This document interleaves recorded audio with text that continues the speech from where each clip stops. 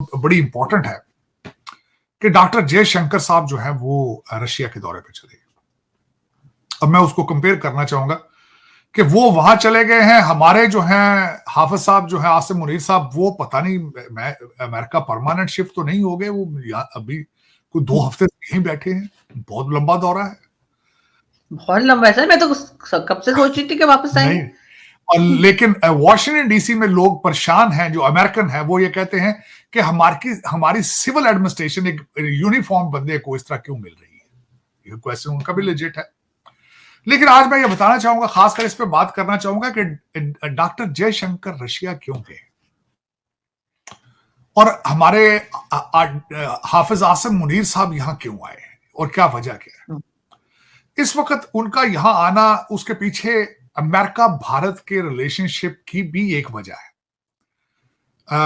मैं ये तो नहीं कहूंगा एग्जैजुरेशन होगी कि वो खत्म हो गए हैं या ज्यादा डैमेज हो गए हैं, लेकिन क्रैक जरूर आया है।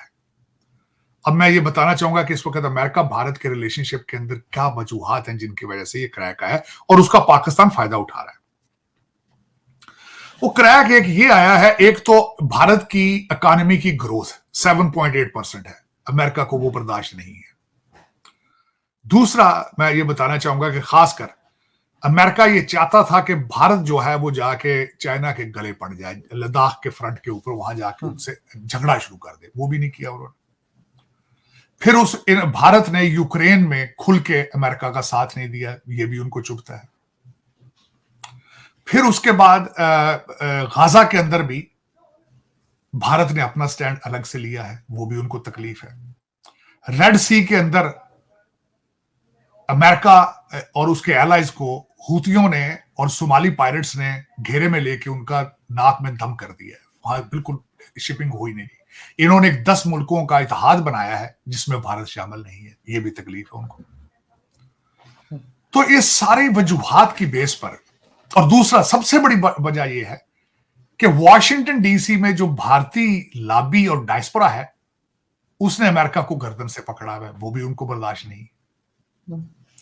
इन वजूहात पे उन्होंने ये जो पिछले दिनों सिख फॉर जस्टिस और ये सारा ड्रामा बनाया गया भारत की गुडविल को डैमेज करने के लिए, ये रिफ्टें आई दरमियान में।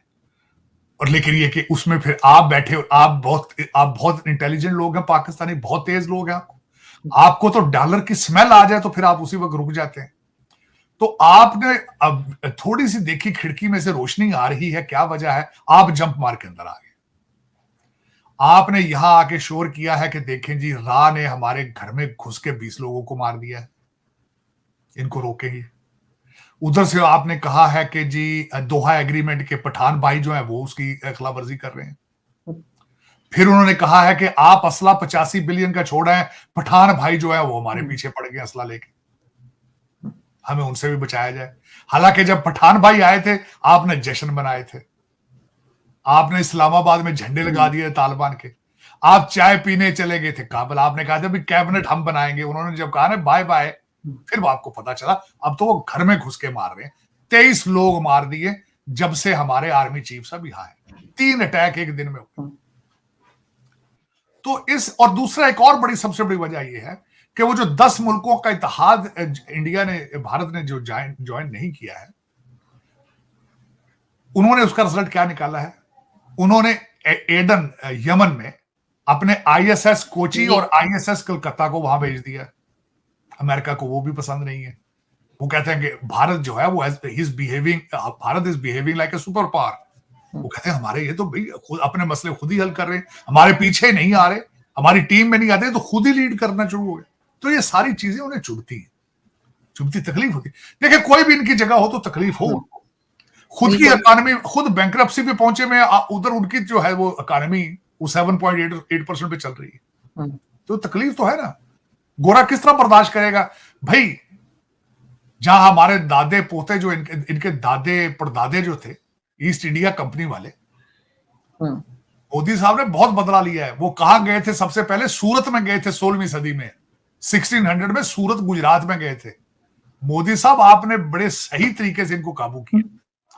तो वो बर्दाश्त तो नहीं होता ना भाई, ईस्ट इंडिया कंपनी जो थी, हम जाते थे पूरे मुल्क के ऊपर, अब इतनी हुकूमत की है, अब वो लोग आंखें दिखाते हैं। ऋषि सोनक साहब भी भारतीय हैं, यहाँ सारी कंपनियां ये तो हथियार फेंक चुके हैं, क्योंकि इस वक्त इनसे तो अमेरिका नहीं चल रहा है। इसको तो भारतीय इस वक्त जो बच्चे इंडियन इंस्टीट्यूट ऑफ टेक्नोलॉजी के पढ़े हैं वो चला रहे हैं अमेरिका को। वो बर्दाश्त तो नहीं होता ना।